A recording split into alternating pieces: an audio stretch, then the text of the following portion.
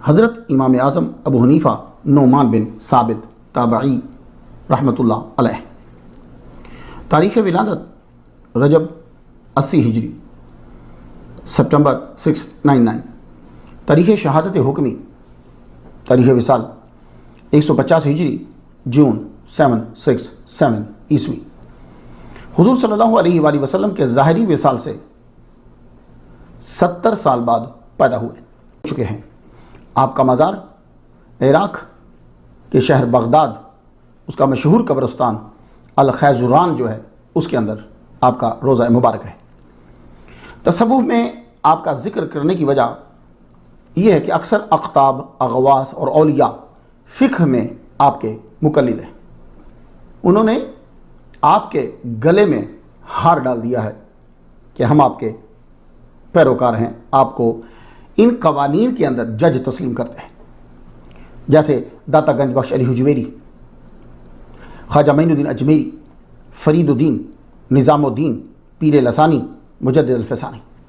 بڑے عظیم مجدد لوگ بھی آپ کے پیروکار۔ ہمارے داتا گنج بخش علی حجویری رحمۃ اللہ علیہ فرماتے ہیں، امام اعظم رحمۃ اللہ علیہ نے طریقت سیکھنے کے لیے امام جعفر صادق رضی اللہ تعالیٰ عنہ کے پاس 2 سال گزارے۔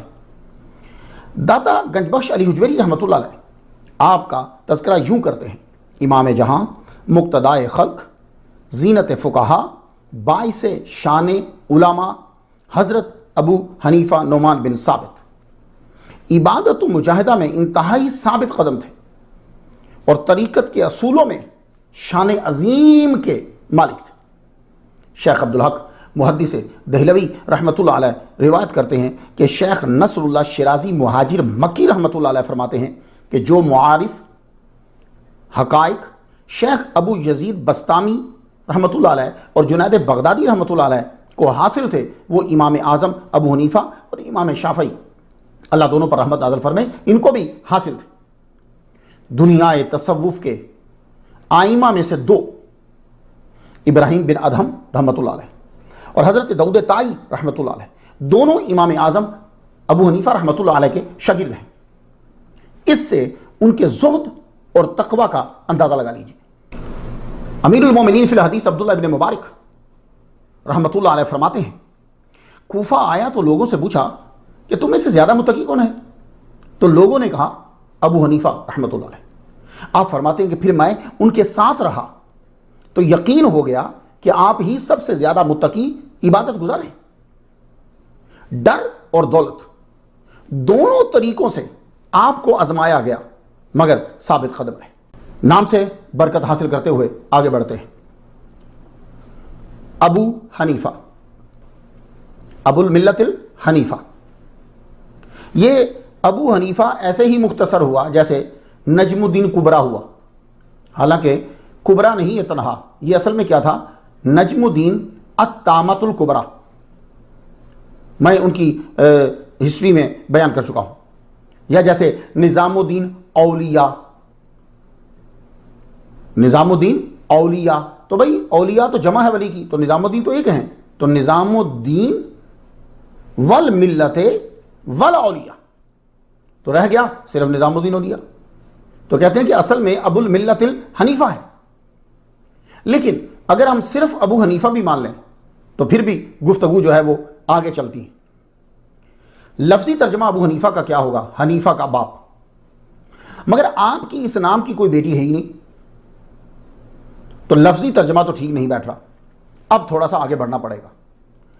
تو ابو کا معنی تنہا باپ نہیں ہے، ابو کا معنی والا بھی ہوتا ہے، جیسے ابو ہریرہ بلی والا، بلی کا باپ نہیں کہیں گے۔ ابو الاعلیٰ بلندی کا باپ ترجمہ غلط ہوگا، بلندی والا۔ اسی طرح ابو حنیفہ، اس کا ترجمہ حنیفہ کا باپ غلط ہوگا۔ اب حنیفتن جو ہے اس کے معنی کو سمجھ لیں گے تو ابو والا سمجھ میں آ جائے گا۔ حنیفتن حنیف کی تانیث ہے۔ علماء کرام نے ابو حنیفہ کے معنی بتلائے ہیں، کہتے ہیں کہ حنیفہ جو ہے وہ ٹوٹی کو بھی کہتے ہیں۔ پاکستان میں یہاں بھی آپ لوگ وضو کرتے ہیں تو پانی آتا نہیں، تو وہ ٹوٹی جو ہے کہتے ہیں کہ اسے بھی حنیفہ کہا جاتا ہے، تو پھر آپ کو کیوں کہا گیا؟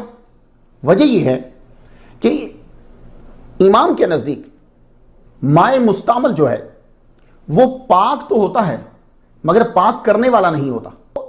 پانی جب آپ کے اعضاء سے ہٹا وہ پاک تو ہے مگر اس ہٹے ہوئے پانی سے اب آپ وضو نہیں کر سکتے۔ آپ وضو کرنے لگے تو آپ کا وضو نہیں تھا، آپ نے کیا کیا؟ پانی میں ہاتھ ڈال دیا تو سارا مائع مستعمل ہو گیا۔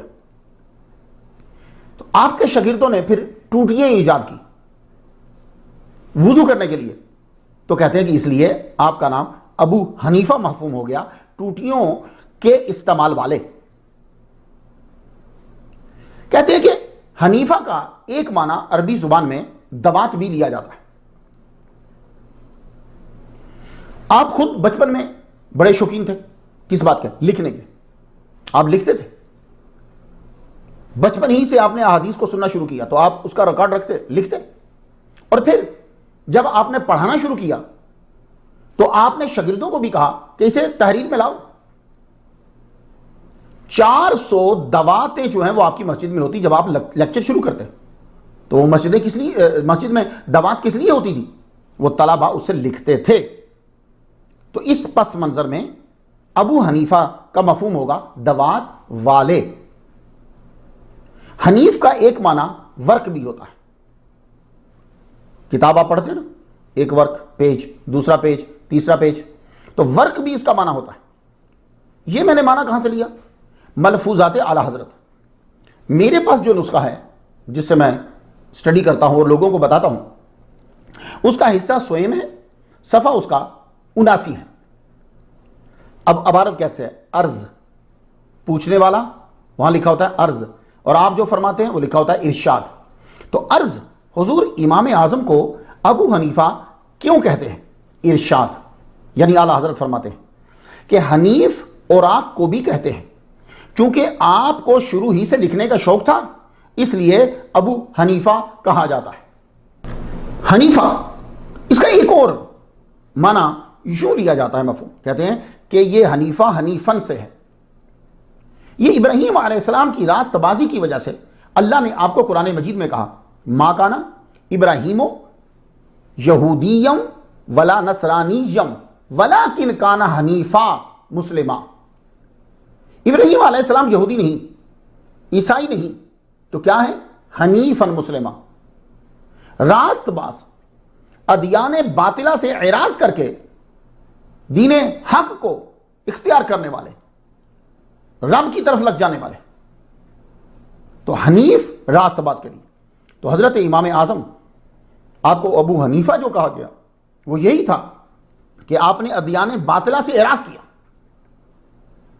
تو آپ کو اصل میں ابو حنیفہ دین حنیف کی اولاً تدوین کرنے والا کہا گیا، کیونکہ عربی محاورہ میں اب اسے بھی کہتے ہیں جو کسی کام کا آغاز کرتا ہے، کسی کام کا موجد ہوتا ہے، اسے بھی اب کہہ دیتے ہیں۔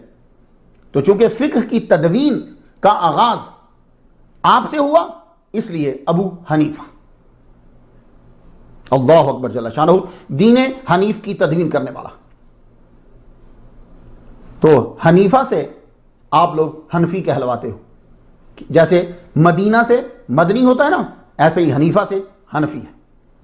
نعمان یہ آپ کا ذاتی نام ہے، یہ نام بڑے صحابہ کا ہے، آپ اگر پڑھیے تو آپ کو معلوم ہوگا، جیسے نعمان بن بشیر جب مسلمان ہجرت کر کے گئے تو یہ سب سے پہلے پیدا ہوئے مسلمانوں میں۔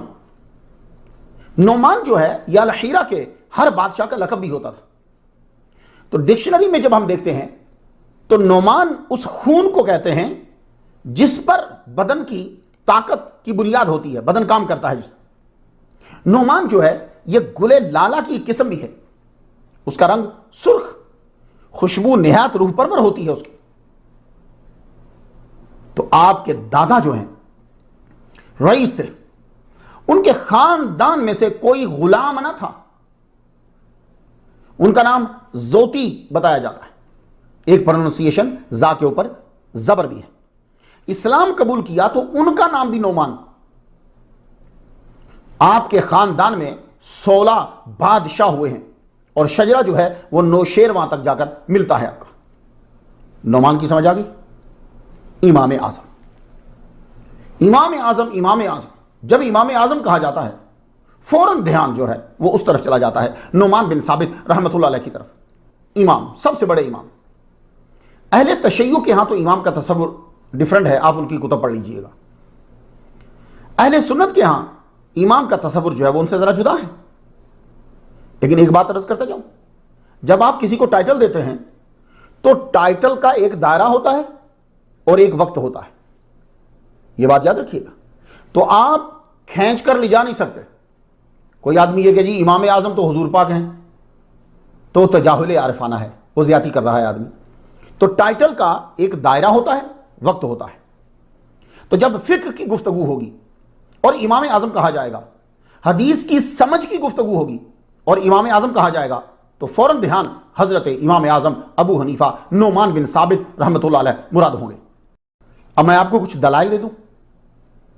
ایک تو ہوتا ہے کہ ایک آدمی دعویٰ کرتا ہے جی وہ امام اعظم ہے، لیکن آپ لوگ ماشاءاللہ باشعور ہیں، سطح جو ہے آپ کی فہم و فراست کی بہت بڑھ گئی ہے۔ تو امام اعظم اب دلائل سے ثابت کر دیتا ہوں، تو آپ نے یاد کرنا ہے پلیز۔ امیر المومنین فی الحدیث عبداللہ ابن مبارک رحمۃ اللہ علیہ، انہوں نے آپ کو الامام الاعظم کہا ہے۔ امام ذہبی نے تذکرۃ الحفاظ میں یوں تذکرہ کیا، ابو حنیفہ الامام الاعظم۔ امام بخاری رحمۃ اللہ علیہ امام اعظم کے وصال سے 44 سال بعد پیدا ہوئے، وصال سے 44 سال بعد پیدا ہوئے۔ تو امام بخاری کے اکثر اساتذہ امام اعظم کے شاگرد ہیں۔ امام بخاری کی بخاری شریف کا درجہ دوسری کتب سے بلند کیوں ہے آپ جانتے ہیں؟ حدیثیں تو ساری کتابوں میں ہیں، ان کی کتاب کا درجہ جو ہے وہ ثلاثیات کی وجہ سے بلند ہے۔ بخاری شریف میں 22 ثلاثیات ہیں، ان میں سے 11 وہ ٹاپ کی حدیثیں جس کی وجہ سے ان کا درجہ بڑھ گیا ہے، وہ امام بخاری نے امام اعظم رحمۃ اللہ علیہ کے شاگرد مکی بن ابراہیم رحمۃ اللہ علیہ سے لی ہیں، بلخ میں جا کر۔ تذکرۃ الحفاظ جلد 2۔ امام بخاری کے ایک استاد حضرت محدث ضحاک بن مخلد رحمۃ اللہ علیہ، یہ بڑے زبردست استاد ہیں ان کے، یہ شاگرد ہیں امام اعظم ابو حنیفہ رحمۃ اللہ علیہ کے۔ ارشاد الساری جلد 1 صفحہ 32۔ امام بخاری رحمۃ اللہ علیہ کے ایک استاد ابو عبداللہ انصاری رحمۃ اللہ علیہ، ان سے بصرہ جا کر امام بخاری نے حدیثیں لی، یہ امام اعظم ابو حنیفہ رحمۃ اللہ علیہ کے شاگرد ہیں۔ امام بخاری رحمۃ اللہ علیہ نے مکہ میں ابو عبد الرحمن المکری سے احادیثیں لی ہیں، یہ امام اعظم ابو حنیفہ رحمۃ اللہ علیہ کے شاگرد ہیں۔ امام قسطلانی نے شرح بخاری میں لکھا ہے۔ امام بخاری رحمۃ اللہ علیہ نے کوفہ میں حضرت عبداللہ بن موسیٰ کوفی رحمۃ اللہ علیہ سے احادیث لی ہیں، اور یہ بھی امام اعظم ابو حنیفہ رحمۃ اللہ علیہ کے شاگرد ہیں۔ تہذیب الکمال 29ویں جلد ہے صفحہ 421۔ امام بخاری رحمۃ اللہ علیہ نے کوفہ میں ایک اور محدث سے احادیث لی ہیں، ان کا نام ہے حضرت محدث فضل بن دکین، یہ کاف کے اوپر زبر پڑیں گے یا ساکن ہے، فضل بن دکین۔ ان سے 185 احادیث لی ہیں امام بخاری رحمۃ اللہ علیہ نے، اور یہ بھی امام اعظم ابو حنیفہ رحمۃ اللہ علیہ کے شاگرد ہیں۔ الجرح والتعدیل جلد 8 صفحہ 449۔ اب آپ بتاؤ، امام بخاری جیسے محدث کہ 7 بڑے اساتذہ کے استاد ابو حنیفہ رحمۃ اللہ علیہ کے شاگرد ہیں، اور یہ وہ استاد ہیں کہ جن سے لی ہوئی حدیث پر آپ کی بخاری کی بنیاد ہے۔ تو جس عظیم ہستی کے شاگردوں کے امام بخاری شاگرد ہوں، وہ امام اعظم ہیں کہ نہیں؟ تو آپ امام بخاری سے بڑے امام، کیونکہ امام بخاری امام اعظم کے شاگردوں کے شاگرد ہیں۔